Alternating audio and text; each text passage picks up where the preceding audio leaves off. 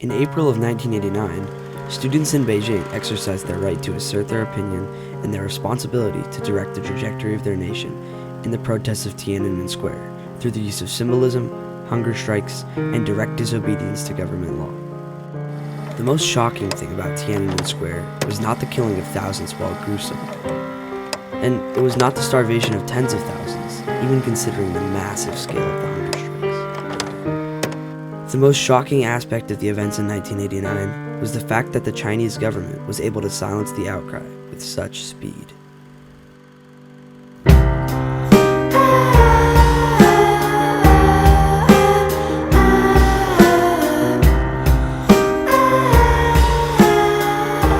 troops have been firing indiscriminately. But still, there are thousands of people on the streets who will not move back. No one knows how many people have died in the crackdown. We may never know. In the dead of night, 2,000 students marched through the streets of Beijing, calling for democracy, human rights, and the resignation of the Chinese government.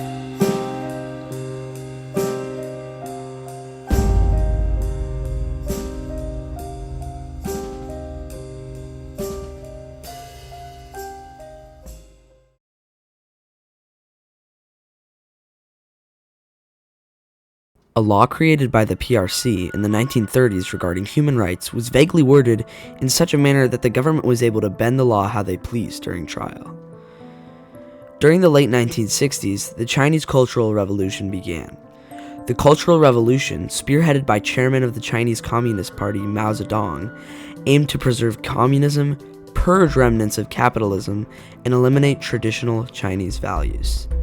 Ending after the death of Mao Zedong in 1976, this movement would go on to create problems for the future of China, causing the death of 1.5 million Chinese civilians, creating political instability by removing political leaders, and creating widespread distrust or discontent towards the Chinese government.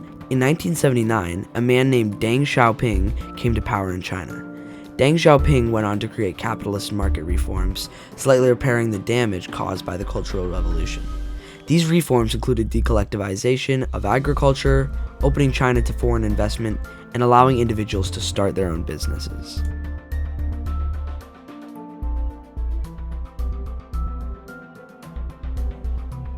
People in China at the time of the People's Republic of China were forced to endure the rigorous and often abrasive policies of communism, which often involved the endangerment of human rights. As more and more countries outside China adopted a democratic system of government, a longing of being able to vote on their own leader grew in the Chinese people, and oppositions to communism emerged. The primary group that challenged the already established dictatorial government was students. The young generation recognized the corruption and ill intentions of the Chinese government after Hu Yaobang, a generally democratic and liberal communist party chief, was removed from his position.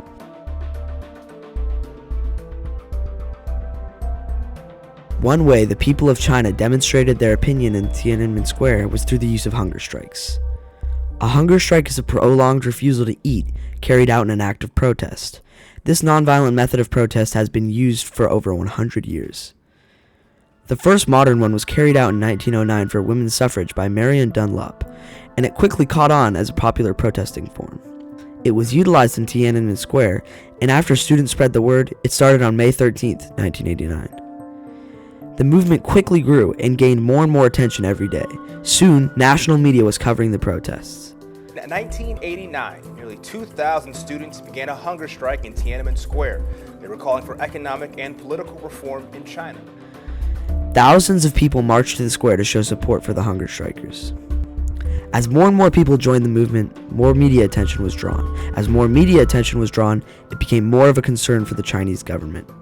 So, after operation by the Chinese police, the operation was shut down on May 19th.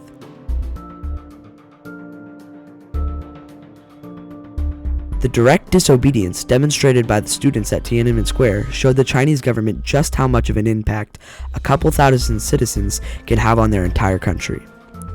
After the martial law was introduced as a direct response to the pushback of the people, stating things like, and I quote, "Such illegal acts by a small number of people have earned the antipathy of many members of the masses and many of the troops, and the situation can no longer be tolerated.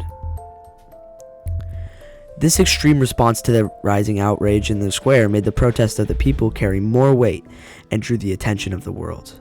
As a direct result of the civil disobedience taking place in Tiananmen Square, world news sources were drawn to the situation in China. A man standing in front of a stopped line of 18 tanks waiting to advance. This is an image that many people may be familiar with. In a courageous and equally outrageous moment, an anonymous protester stood in the way of Chinese military encroaching on Tiananmen Square. This man became internationally recognized as the symbol of civil disobedience in Tiananmen Square. In order to get their message across, the students in Tiananmen Square utilized symbolism. This can be shown in the case of musician Qui Jian wrapping a blindfold around his face. He states, "I covered my eyes with a red cloth to symbolize my feelings. The students were heroes. They needed me and I needed them." The red blindfold was meant to symbolize the Communist Party and its attitude toward the problems that, according to the protesters, needed urgent reform. Another example of symbolism in the Tiananmen Square protests is the goddess of democracy. Although the 30-foot-tall statue was destroyed after the clearing of protesters, it served as a symbol of protest against the communist rule in China and has been replicated around the world to this day. The main result of the civil disobedience practiced by the students protesting was an extremely fast response from the government. Firstly, the martial law was introduced to quell the quickly growing protest of the students.